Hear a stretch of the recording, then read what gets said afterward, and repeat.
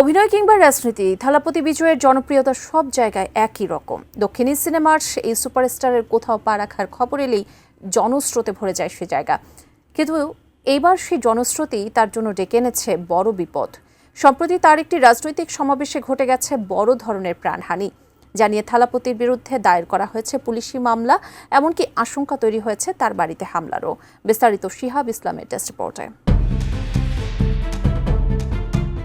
অভিনয় থেকে রাজনীতির মঞ্চ, দুই জায়গাতেই দাপুটের সঙ্গে পথ চলা তামিল সুপারস্টার থালাপতি বিজয়ের সামনে এখন ভয়াবহ সংকট।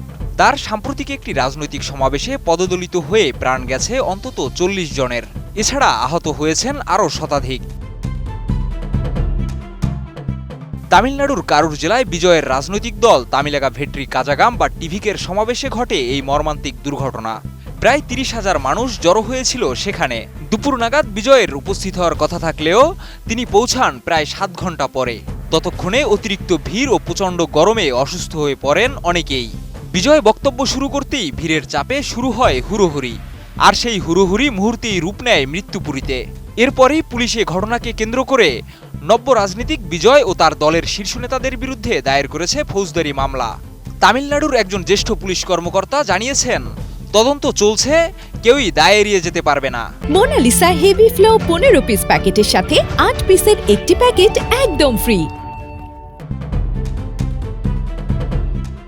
এছাড়া জনরোষের আশঙ্কায় চেন্নাইয়ে বিজয়ের বাড়িতে বাড়ানো হয়েছে নিরাপত্তা, মোতায়েন করা হয়েছে অতিরিক্ত আইনশৃঙ্খলা রক্ষাকারী বাহিনীও।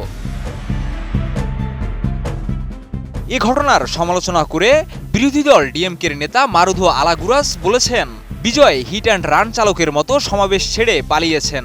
এছাড়া তিনি আরও অভিযোগ করেছেন, ইচ্ছাকৃতভাবে দেরিতে উপস্থিত হয়ে জনসমাগম আরও বাড়িয়ে তোলেন বিজয়। ঘটনার পরপরই মুখ ঢেকে ব্যক্তিগত বিমানে চেন্নাই ফিরে যান বিজয়। ফ্লাইট রাডারের তথ্য বলছে 11,000-এর বেশি মানুষ ট্র্যাক করেন তার উড়োজাহাজের গতিপথ।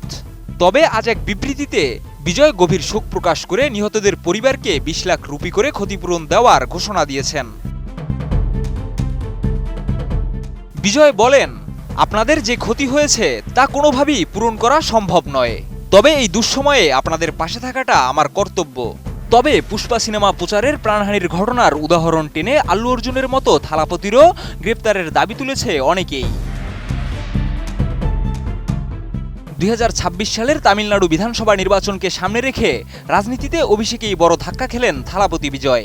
রাজনীতি নামক মঞ্চে এখন তিনি একজন অভিযুক্ত। শিহাব ইসলাম, ATN নিউজ।